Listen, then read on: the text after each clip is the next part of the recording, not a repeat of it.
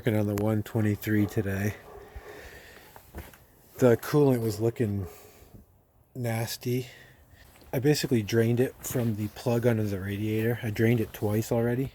The reason it's taken so long to flush is because there's a drain on the block underneath the turbo, and on the turbo you have to go underneath the car to get at it. So today I'm not going to use that bolt. I'm just going to keep draining it from the radiator. This is the third time filling it and it's still not clear. I'm just going to keep on going. This is the fourth time. Still not clear. This is the fifth time. Starting looks still dirty actually. I'm going to take the bottle off and see if I can get it cleaner.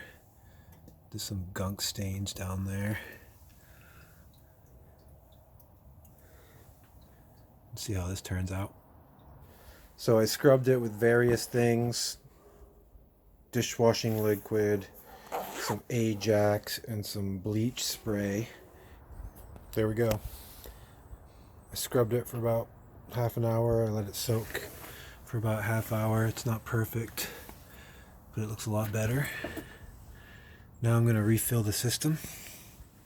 I looked it up and this stuff works with W123.